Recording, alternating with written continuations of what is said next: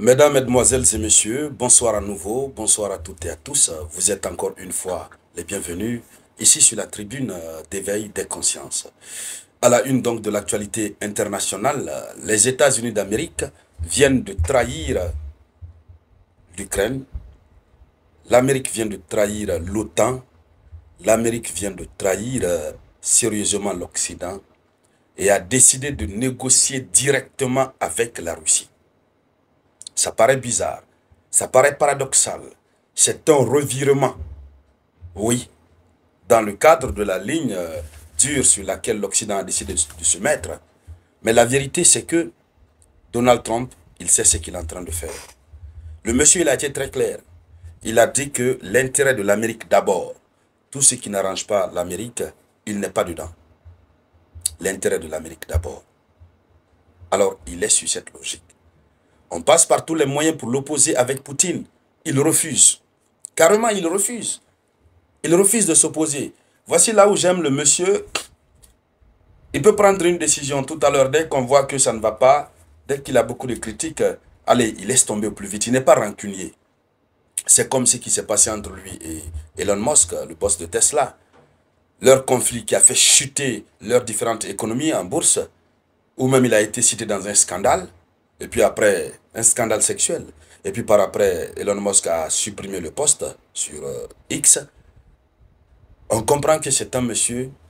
En tout cas, quoi qu'on puisse dire sur lui, mais il sait ce qu'il veut. Alors, les États-Unis d'Amérique ont décidé de négocier directement avec la Russie. Et la première rencontre aura lieu à Moscou.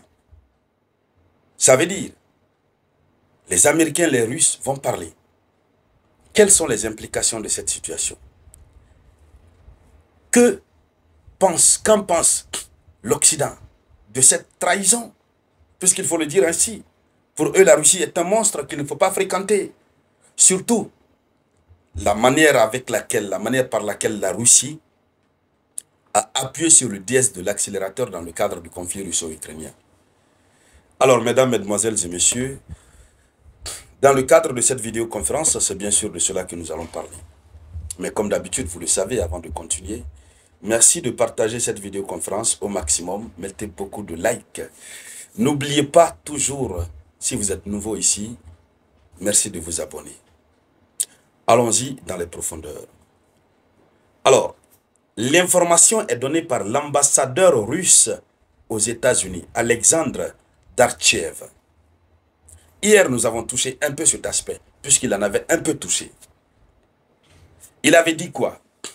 C'est ça même le fond de la trahison. C'est-à-dire, ce n'est pas seulement le fait que l'Amérique trahisse l'Occident, mais la raison de la trahison et les mots qui sont utilisés, les mots qui sont usités, c'est-à-dire ça donne un mal de crâne à l'Occident. Zelensky se voit très petit, Macron ne comprend plus rien, il se voit rabaissé. Non, c'est inimaginable. Hier, les choses n'avaient pas avancé jusqu'à un tel niveau.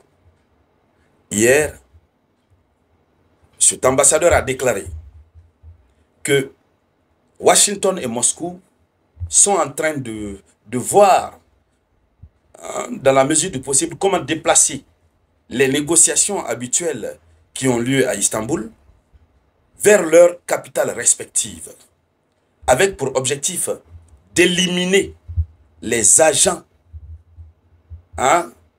qui constituent les blocus d'une bonne relation bilatérale entre les deux pays. Et quand l'Amérique parle de ces agents, quand l'Amérique et Moscou parlent de ces agents qui sont des blocus, quel est le mot même qu'il avait utilisé hier? Quand il parle de ces agents qui sont des blocus, mais ça veut dire quoi concrètement? Ça veut dire que ce sont les Occidentaux. Voilà. Le mot qu'il avait utilisé, il avait dit des agents irritants dans leurs relations diplomatiques bilatérales. Et lorsqu'on parle des relations bilatérales, c'est les relations entre deux pays. Agents irritants. Le mot irrité, c'est s'énerver. Des agents qui mettent le feu sur leurs relations. Et donc, qu'est-ce qui se passe, dames et messieurs? Partagez cette vidéoconférence au maximum. Partagez la vidéoconférence. Oui, Partagez. Donc, ils veulent éliminer ces éléments. Et donc, finalement, ils ont trouvé la solution. Et cette solution va être quoi? Des rencontres dans les deux capitales respectives. Et cette fois-ci, l'information est très claire. Selon l'ambassadeur russe aux États-Unis, il dit ceci. Il dit, je peux confirmer que le prochain cycle de négociations entre les délégations aura lieu très prochainement à Moscou. C'est-à-dire la délégation américaine sera là, la délégation russe sera là, les deux vont négocier. Mais ils vont négocier sur quoi? Ils vont négocier par rapport à leurs relations bilatérales. Ça n'a rien à voir presque avec l'Ukraine. Bon, peut-être ils vont parler de l'Ukraine un peu. Mais tout ce qui concerne l'Ukraine, il n'y a pas ce qui concerne l'Ukraine que Donald Trump et, comment il s'appelle, Vladimir Poutine n'ont pas dit au téléphone. Plus de 2 heures d'appel téléphonique. Ensuite, plus d'1 heure du temps d'appel téléphonique. Ils se sont tout dit. La conclusion, c'est qu'il y a des agents irritants. Des agents irritants. Leurs relations bilatérales. Donald Trump veut une amitié avec la Russie, même si ce n'est pas une amitié sincère. Donald Trump sait que l'Amérique n'a pas la force maintenant là de s'opposer à la Russie. L'Amérique ne peut pas. Pour rien au monde. L'OTAN même a avoué qu'elle ne peut pas en matière de munitions. Lorsqu'on dit tous les pays de l'OTAN réunis ne peuvent pas, ce qu'ils produisent, tous les pays de l'OTAN réunis, ce qu'ils produisent en une année, c'est ce que la Russie produit en 3 mois. Or, tous les pays réunis de l'OTAN, l'Amérique fait partie. Il ne peut pas. Donc, s'il est malin, c'est de s'accrocher à une amitié avec Vladimir Poutine. Et c'est ce qui a commencé. Comme la bonne relation trilatérale Russie, Washington, Ukraine, comme cela est impossible, Donald Trump lui cherche son chemin. Hein?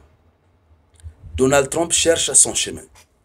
He's looking for his way. Il cherche son chemin. C'est comme en Ukraine. L'argent que l'Amérique, sous l'administration Biden, a dépensé derrière l'Ukraine, il allait récupérer ça par le contrat sur les ressources rares, les terres rares de l'Ukraine. Il a pris ça sans signer de garantie de sécurité pour l'Ukraine. Rien du tout. Rien. Aujourd'hui, il a besoin de la paix avec la Russie. Il a besoin de récupérer certains territoires rares de la Russie. Et tout ça là, ce sera en violation des sanctions anti-russes. Alors, mesdames, mesdemoiselles et messieurs, voici là la une de l'actualité internationale. On va continuer de suivre cette actualité. Tout ce qui va en découler, on reviendra en parler ici sur la tribune d'éveil des consciences. Merci de la partager au maximum.